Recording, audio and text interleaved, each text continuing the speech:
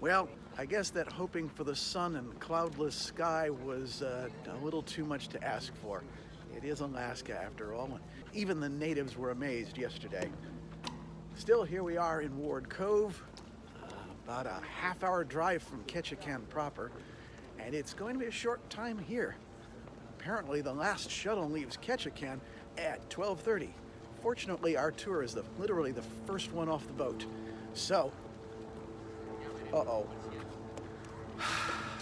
Danielle has been waiting on that barrel right behind me for the better part of 5 minutes while I ran inside and got our tickets, which I left behind in the room. This has been that kind of day already. I hope this is the worst that happens. It is the 13th.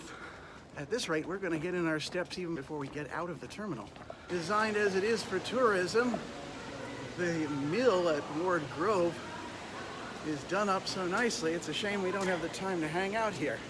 But we've got our excursions to go on, and yeah, for a town this size, this is really actually something. Wonder if the locals ever come here. I may need that jacket later, but for the moment, it's nice to be comfortably ensconced in the bus. So now the half-hour ride to get out to Ketchikan. So we're starting here at Potlatch Park. I have to admit, when we were looking at our tickets, I thought we were going to a potlatch, and then I realized that's the name of the place where the totem poles are. The park seems to have a few garages with antique automobiles in them, but this being Alaska, the weather and time have not been particularly kind to them, like they would be in certain other areas of the Pacific West. And the entrance has totem poles in it, sort of as guardians to the place. Now, totem poles can be family crests, or they can tell stories. This one being the story of a worried woman and her seafaring husband, and how she asked the animals to find him. And this one actually turns out happily enough. Not all of them do. Now, Potlatch Park isn't a state park at all. It's owned by a Haida tribal family. And interestingly enough, the paterfamilias of the family also had a vintage car collection, which he keeps on display here too. This is not the main focus of the place, but it is a point of interest. This particular design is made to represent the creation mythos of the Tlingit and Haida, about the raven, not so much creating the world as opening it up as humanity was hidden within a clamshell. There's a lot of other things going on in here, but as our guide has not heard the entire story either, this is all I have at the moment. Particular carving is a replica of a clan house, specifically the Bear clan. You might be able to see that this is a bear with the paws out to welcome visitors and with the tongue sticking out to let visitors know that they're willing to share information about the area. They will guide people who are not from the area around. Meanwhile, this other building is a representation of the Thunderbird, whose eyes would flash lightning and whose wings would make the clap of thunder every time he flew. Now, he's said to be so big that he would not eat salmon, but rather whales, and leave their bones on the tops of mountains. Some of the mountains in the area actually do have whale bones, which seem to be attributed to tidal changes over thousands of years, but there are still those who believe in the Thunderbird, although no one seems to have ever seen one. The colors on the totem poles are created mostly from either rusted iron or copper. Iron produces the red, and the copper produces that greenish blue patina.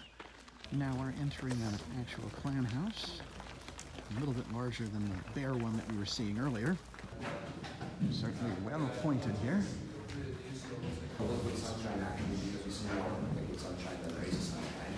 But the Sitka spruce support beams, they did not handle water as well. So they kept the cedar on the outside and the Sitka spruce on the inside. The Sitka spruce is quite strong, but if you guys kind of look up there at that chimney hole, you can actually see the Sitka spruce is kind of soaking up the rain as it falls through, and it's almost starting to rot and kind of wither away. So that's why they would keep the Sitka spruce on the inside. Now, a traditional clan house would actually use as few nails and as few screws as possible. They wouldn't really tie anything together. Everything would be held together basically by gravity. The reason they would do this is because they were a nomadic people. They would move locations from time to time. They would actually be able to take apart their clan house, put it in their canoes, and move to a different location if need be. Now, another interesting thing about the fact that they didn't use any nails or fasteners or tie downs is a lot of the floorboards would also be loose. Now, this clan house in specific, it doesn't have a lot of loose floorboards on the ground, just kind of for safety reasons. But typically, you would actually be able to lift up the floorboard underneath, and you'd be able to store things underneath, and that's what they would use for their storage space. The way they would actually determine how much floorboard space you got for storage is they would find the tallest member of the clan or the family. They would lay them down, and let's say this person was 6 feet tall. They would lay them down, they would measure out how much space they took, and that would mean that each clan or each member of the clan got 6 feet of storage space. So while you guys have walk-in or have walk-in closets in most of your homes, I imagine, the natives here, they have walk-on closets underneath the floor. Sorry, guys. But that's kind of the main reason, or one of the reasons they would use these Western red cedar panels, and they wouldn't tie anything together. You can also notice the adze marks on the inside of this house. All these were hand carved. There was about 3 to 4 carvers, I believe. I think there's just 3 carvers that worked on the clan house. It took a few years to complete, as you can imagine. And when they dedicated the park, the carvers actually left their handprints on the outside post of the clan house. So you'll be able to see that once we exit the house as well. Now, as you guys kind of look here in the middle of the clan, you might or the house, you might wonder, what am I looking at? This is a fire pit. They would traditionally have a fire going here 24 hours a day, and they would have 5 or 6 smaller fires on the outside of that used for cooking purposes. The smoke would escape through the smoke hole exit right up there in the roof, and the smoke leaving that exit would prevent any snow or rain from falling inside, so to keep the clan house nice, warm, and dry. Now, if you guys remember, the Disney house had that small opening at the bottom representing the opening and exit into and out of the clan house. Inside this clan house, we don't see any openings, but when we walk in front of the house, they do have a house plate right there, and it does have the small opening. You'll actually see how small it was. So the reason they would make it that you would have to crawl through it was to keep the warm air on the inside of the house and the cold air on the outside, as the warm air wanted to be able to escape kind of in its mass through that exit. And the second reason was kind of a funny reason, but more serious. It was actually for protection from any possible attackers. If anybody wanted to attack the people already inside the clan house, they would also have to crawl through that small opening. They wouldn't have these 2 exits right here. And they would have to get on their hands and knees and crawl for a few seconds. And this would give the people inside the clan house enough time to recognize that they were being attacked. And they would run to the fire pit, and they would grab a rock, or they would grab a club or a stick that they already had, and they would hang themselves on the inside part of the wall, right next to the entrance. And as soon as the attacker pulled their head through from their crawl, they would receive a nice welcoming bomb on the back of their head and pushed to the side. And that's kind of how they protect themselves. Now, most attackers, they didn't know about this tactic, and so it was more of a scary mechanism than actually ever put into use. But it was a pretty good way to kind of protect yourself and make sure no attackers got inside the house. Now, real quick, guys, I'll point out a few more things, and then we'll kind of let the group behind us humble in. You can see these totem poles right here. These totem poles are story poles, but they're also known as house poles because they are inside the clan house. I have not heard the stories told on these totem poles, but I am told they teach the lessons and the values most important to the clan, which are. You can also see there's a few more carvings on the walls inside this clan house. Typically, your typical clan house back in the day would not have carvings. It would just have your typical Western red cedar wood panels. But the carving at the back of the house right here, that is a carving room. These carvings are rated. The carving back here is of a mother and her daughter. Those coming sitting out, and the palms are facing outward, so it's showing a dollar symbol and a welcoming symbol. And you also have some wolves on this wall of the house. Typically, you wouldn't see those, but on this replica, they're kind of showing off the artistic style. These are orca whales. Again, showing off the artwork itself rather than signifying a particular story.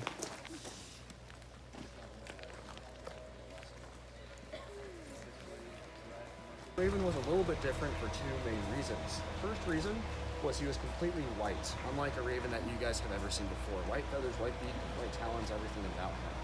Now, the second reason he was a little bit different was because he was a shape-shifting animal. In lots of totem pole stories and native stories, there were shape-shifting figures. The white raven was no exception, and he could actually transform himself into any animal or plant form whenever he desired. Now the raven, he lived at an interesting time in the world because there was actually no natural light in this time. The only way you could see the world around you was by the light of fire, kind of like torch, candlestick, or a bonfire. Now eventually the white raven, he got really sick and tired of having to deal with this world in which there was no light, and so he started to kind of explore other clans, and he eventually discovered a clan named the Sky Clan. And the chief of the Sky Clan, named the Sky Chief, he had this special box. It was called a bentwood box.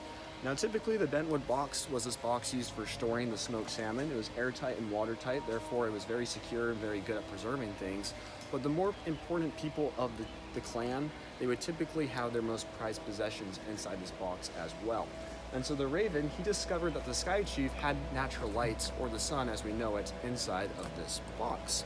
And so he wanted to steal it from the clan house, which it was located inside, but there was one problem. There was a curse placed upon the clan house that did not allow any non-human from entering. So the raven, he had to come up with a backup plan, and his backup plan was to follow the daughter of the Sky Chief to a creek. And you guys can see the daughter of the Sky Chief right there. Now the daughter of the Sky Chief, she had this tradition. Every day she would go to the creek to fetch water for the clan, and as she would do this, she would actually dip her hand into the creek and she would drink some of the water straight from the source. So the white raven followed her down one of these days, and right before she dipped her hand into the creek, he transformed himself into a small pine needle.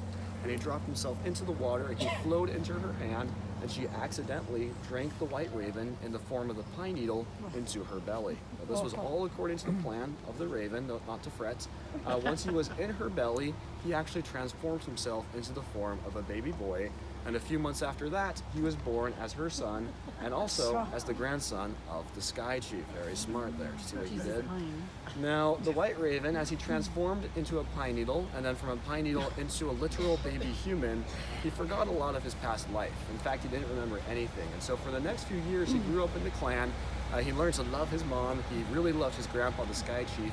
And in fact, something that his grandpa and he would do to kind of bond is they would play with the sun. Obviously, he still had this fascination with natural light, and so the grandpa, he would sometimes get the sun out from the bentwood box, and they would play catch with it, and they kind of kick it around like a soccer ball, in honor of the World Cup just starting, guys. And they would kind of do that, and they would kind of bond over that. But eventually, when the grandson, the white raven, I should say, turned about the age of 6 years old, he slowly started to remember his past life. And eventually, when his full memory was back, he realized that he still needed to set the sun free. So he went to his grandpa and he asked him if it would be okay if they played with the sun. And his grandpa said, of course, we've done this multiple times before. Doing it right now won't hurt at all. And so he got the sun out of the bentwood box and they started to play catch with it. They kind of threw it back and forth a few times. And eventually the white raven, he received the sun and he said, this is my chance to get rid of it and set it free. He threw it as hard as he could towards the smoke hole exit in the clan house. But as you guys know, the smoke hole exit is small and the sun is big and it won't fit through. And so the sun, it got stuck and it fell to the ground and a bunch of shards of light shattered off, and they also got sucked up with the smoke, and they actually got stuck in the sky and they were never to be collected again, and they came to be known as the stars. Now the grandpa was a little bit confused about this behavior, so he took the sun, he put it back in the box, and he put the box back underneath the floorboard in the clan house, and he grounded his grandson. He said, you're not going to get to play with the sun until you learn to be more careful. Now the white raven, he was a little disappointed, but he kept begging and begging and begging his grandpa to play with it. And eventually, a few weeks after the incident, the grandpa gave in and he took the sun back out and he placed it on the ground, and they gently started to kick it back and forth like a soccer ball. Now, as they were kicking it back and forth, everything was fine until the white raven received it one time, and he kicked it as hard as he could towards this exit at the bottom of the house bowl. But as you guys know, that exit is tiny and the sun is big, and so it didn't fit through. A big chunk of it did crack off and it did fit through, and it got sucked up into the sky where it would never be collected again, and it came to be known as the moon. Now the grandpa wasn't just mad this time, he was absolutely furious. So he put the sun, or what was left of the sun at this point, back in the bentwood box. He hid it in the clan house where he thought the white raven wouldn't be able to find it, and he told his grandson, you'll never get to play with the sun again, you're eternally grounded. Now the white raven, he was a little bit sad, but he did indeed have another backup plan. He was always a man with a plan. And this was to wait for his grandpa to go on his annual fishing trip, similar to what the husband of Siegelman did. And when he was gone, he was going to find the sun and actually set it free. So sure enough, a few months passed along. The white raven, waited for his grandpa to leave, and one night when his grandpa was gone and once everyone was fast asleep, he woke up and he transformed back into his bird form. He then looked around, he found the bentwood box, he pried it open with his super strong beak, and he put the sun in his beak, and he flew up towards the smoke hole exit at the top of the clan house. Now once again, guys, it doesn't fit, and so the raven, he was pushing and shoving, flapping his wings with all of his might, and as he was doing this, the heat from the sun singed his feather and his body black. Now eventually, when push came to shove, the raven did get the sun finally through the smoke hole exit, where it got stuck in the sky for everybody to see, and it came to be known as the sun. And so that's, guys, is how we got the sun, the moon, and the stars. And it also explains along the way why ravens are black now and not white. So I hope you guys enjoyed the story. Now at the end of this trail is a replica of one of their smokehouses, where they would smoke their salmon for eating during the winter when the catches were not there. And next to it is a totem pole that tells the story of a character named Eagle Boy, rejected by his clan, learned how to smoke salmon, even though he wasn't very good at fishing, and taught his clan, who had abandoned him, how to smoke it, at which point he became the head of his clan, as represented by the bottom character. Oddly enough, totem poles aren't meant to be permanent. They are built without screws, without nails, so they can be picked up and moved, because the Tlingit, the Haida, and the others are all nomadic people looking for better places to fish. And these logs eventually wear out and they get put into back into the ecosystem, where they grow moss and lichen and become nursing logs, as they put it, for things to grow on and start the natural cycle over again. Totem poles don't have a particularly long life cycle, being made of wood and all that, although they do treat them, and even in ancient times they treated them in their own way. But generally these would last for about 40 to 80 years, and they still do. So the ones that you see aren't authentic ancient poles, because that's not the nature of wood. It doesn't last that long. It's just, these are all replicas of ones from that time, and they're simply replicating earlier designs as best they possibly can.